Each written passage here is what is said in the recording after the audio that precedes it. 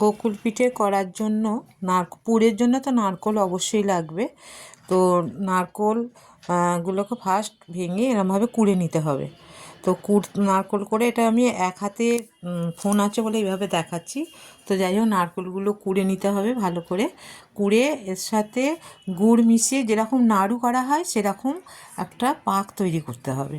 তো এইভাবে আমি নারকেলগুলোকে কুড়ে নিলাম। এর সঙ্গে গুড় দিয়ে, আমার এই জায়গাটা স্কিপ হয়ে গেছে যেখানটা পাক তৈরি করেছি। তো এই জায়গাটায় আমি নারকেল কুড়ে গুড় দিয়ে এটা একটা নাড়ুর মতন একটা পাক তৈরি করে নিতে হবে।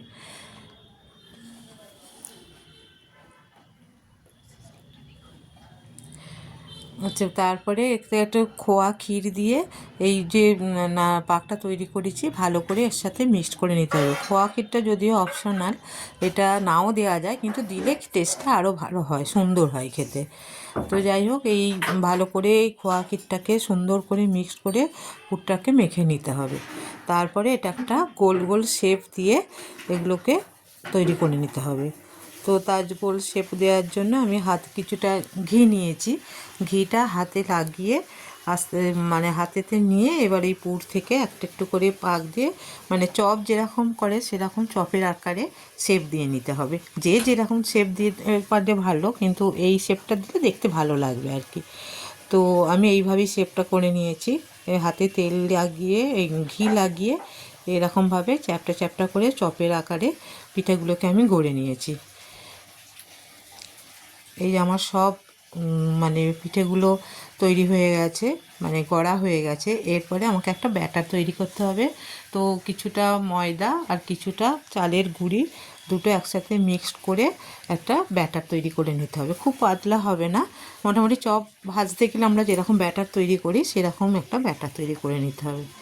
ব্যাটারটা তৈরি করে নিচ্ছি। এরপরে এই যে পিঠেগুলো ওই ব্যাটারেতে ডুবিয়ে আমি একটা একটা করে কড়াতে ছেড়ে দেবো।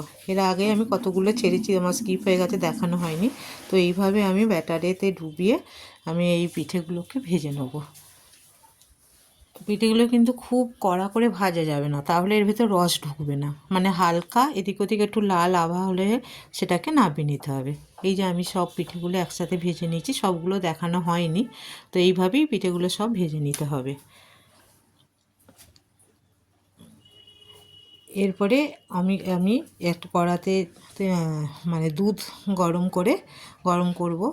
তো আমি এখানে প্রায় 2 লিটার মতন দুধ নিয়েছি।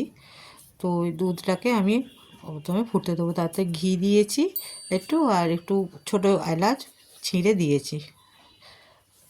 দিয়ে আমি এবার দুধটাকে ফুটতে দেবো। দুধটা যখন ফুটতে আরম্ভ করবে, তারপরে আমি গ্যাসটাকে একটুখানি বন্ধ করে দেবো। এই যে দুধটা আমার ফুটতে আরম্ভ করেছে, বেশ কিছুক্ষণ ফুটে যাওয়ার পর এবার এতে আমি মিষ্টি দেবো, গুড় দেবো। তো গুড় দেওয়ার জন্য এরকম ফোটা অবস্থাতে গুড় দিলে কিন্তু দুধটা কেটে যেতে পারে। তাই জন্য আমি গ্যাসের ওভেনটা নিভিয়ে দেবো। নিভিয়ে দিয়ে আমার যতটা যে যেমন মিষ্টি খেতে ভালোবাসো ঠিক সেরকম পরিমাণে মিষ্টি দেবে। তো আমি গ্যাসের ওভেনটা বন্ধ করে দিয়েছি। দিয়ে এবার আমি গুড়টা দিয়ে দিলাম। গুড়টা দিয়ে খুব ভালোভাবে মিশিয়ে নিই। যতক্ষণ না গুড়টা না মেশে ততক্ষণ আমার এটাকে মেশাতে হবে। তো ভালো করে আমি এটা মিশিয়ে নিচ্ছি।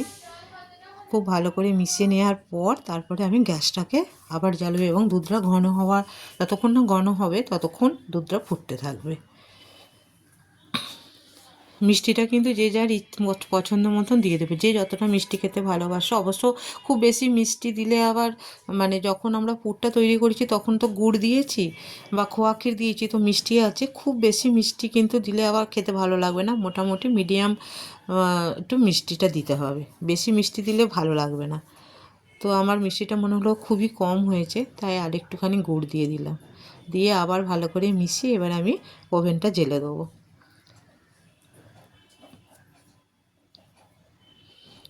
আমার মিশে গেছে দুধটা ভালোভাবেই।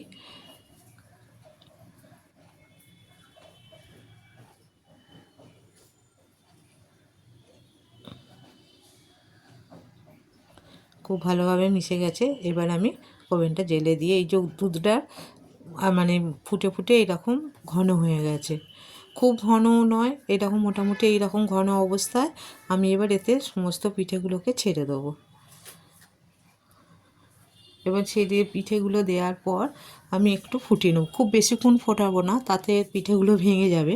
তো মোটামুটি সব পিঠেগুলো দেওয়ার পর একটু ফুটিয়ে উঠলেই মিনিট 2 মিনিট এরকম হবে, ফুটিয়ে নিয়ে আমি একটা গ্যাসটা ওভেনটা বন্ধ করে দিয়ে চাপা দিয়ে দেবো, কেননা ঠান্ডা হলে এটা আরও ঘন হয়ে যাবে। তো সব পিঠেগুলো আমি আস্তে আস্তে ছেড়ে দিচ্ছি।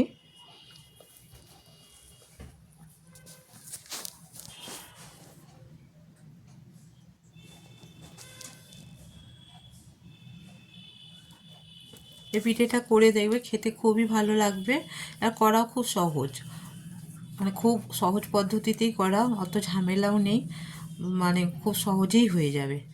সব পিঠেগুলো আমি ছেড়ে দিয়ে ভালো করে দুধের সাথে মিশিয়ে দিলাম, এবং একটু ফুটে গেলে আমি এটাকে নামিয়ে নেব।